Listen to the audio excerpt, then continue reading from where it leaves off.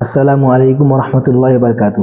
বন্ধুরা, আজকে আমরা যে ভিডিওটা দেখব সেই ভিডিও টাইটেল হচ্ছে বাংলাদেশের জনপ্রিয় বক্তাদের মধ্যে কে সবচেয়ে বেশি শিক্ষিত।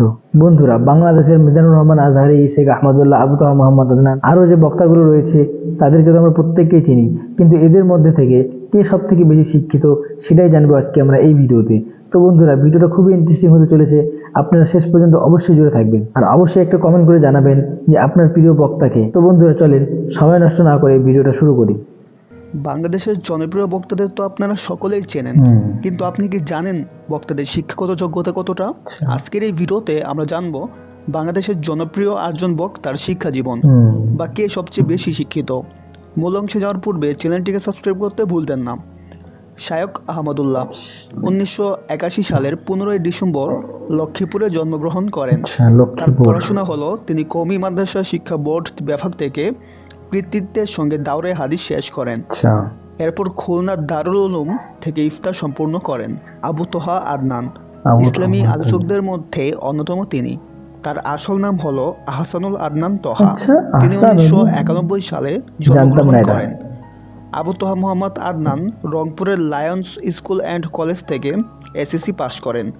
এরপর তিনি রংপুর সরকারি কলেজে বিজ্ঞান বিভাগে ভর্তি হন এবং এইচএসসি কমপ্লিট করেন। এসএসসি পাশের পর তিনি মাইকেল কলেজে দর্শন নিয়ে পড়াশোনার সিদ্ধান্ত নেন এবং দর্শনের পর তিনি অনার্স ও মাস্টার্স কমপ্লিট করেন। ইউনিভার্সিটিতে পড়াশোনার সময় তিনি একসাথে মাদ্রাসার পড়াও চালিয়ে যান। আমির হামজা ইসলামী আলোচক আমির হামজাকে চেনেন না এমন মানুষ খুব কমই পাওয়া যাবে। তিনি 1992 সালে 28 অক্টোবর জন্মগ্রহণ করেন। বরিশালের বিখ্যাত আলিয়া মাদ্রাসায় 5ম শ্রেণী পর্যন্ত লেখাপড়া করেন। তাছাড়া তিনি মাত্র 6 মাসে হেফজ শেষ করেন। এরপর তিনি অন্য মাদ্রাসায় ভর্তি হয়ে কামিল পাশ করেন। তারপর কুষ্টিয়া ইসলামী বিশ্ববিদ্যালয় থেকে কুরআনুল কারিমের তাফসির নিয়ে অনার্স সহ মাস্টার্স কমপ্লিট করেন। রফিকুল ইসলাম মাদানী শিশু বক্তা হিসেবে পরিচিত। রফিকুল ইসলাম জন্মগ্রহণ করেন 1995 সালে। নেত্রকোনায় মালিনী এলাকায় জামিয়া ইসলামিয়া হুসাইনিয়া মাদ্রাসায় 8ম শ্রেণী পর্যন্ত পড়াশোনা করেন। এরপর ঢাকায় 8 বছর কিতাবখানায় পড়েন। গিয়াসউদ্দিন তাহেরি বাংলাদেশের অন্যতম জনপ্রিয় মাওলানা গিয়াসউদ্দিন তাহেরি, যাকে নিয়ে সবসময় আলোচনা সমালোচনা হয়ে থাকে। তিনি ব্রাহ্মণবাড়িয়ার ইসলামিয়া আলিম মাদ্রাসা থেকে দাখিল ও আলিম পাশ করেন। এরপর তিনি রাজধানীর মোহাম্মদপুর কাদেরিয়া তৈয়বিয়া কামিল মাদ্রাসা থেকে ফাজিল ও কামিল পাশ করেন।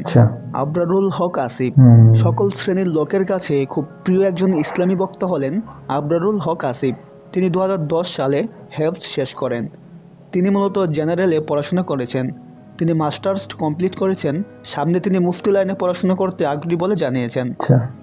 মিজানুর রহমান আজহারি 26 জানুয়ারি 1990 সালে জন্মগ্রহণ করেন।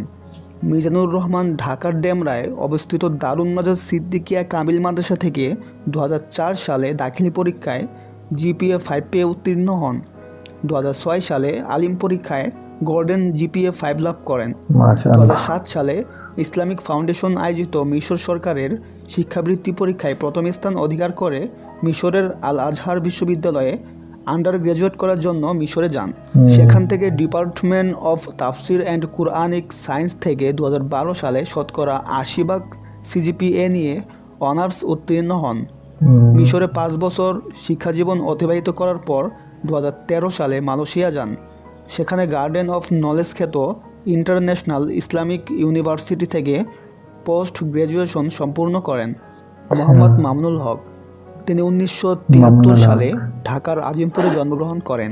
1995 সালে মাত্র 12 বছর বয়সে তিনি লালবাগ চান্তারা জামি মসজিদ মাদ্রাসায় হেফজ শেষ করেন। এরপর জামিয়া রাহমানিয়া আরাবিয়া ঢাকায় পড়াশোনা করেন। 1993 সালে বেফাকুল মাদারিসিল আরাবিয়া বাংলাদেশের কেন্দ্রীয় পরীক্ষায় প্রথম স্থান অর্জন করেন। এরপর মিশকাত জামাত থেকে 3য় স্থান এবং 1996 সালে দাওরায়ে হাদিস বা মাস্টার্স পাশ করেন। এরপর বাংলাদেশ উন্মুক্ত বিশ্ববিদ্যালয় থেকে এসএসসি ও এইচএসসি পরীক্ষা দেন।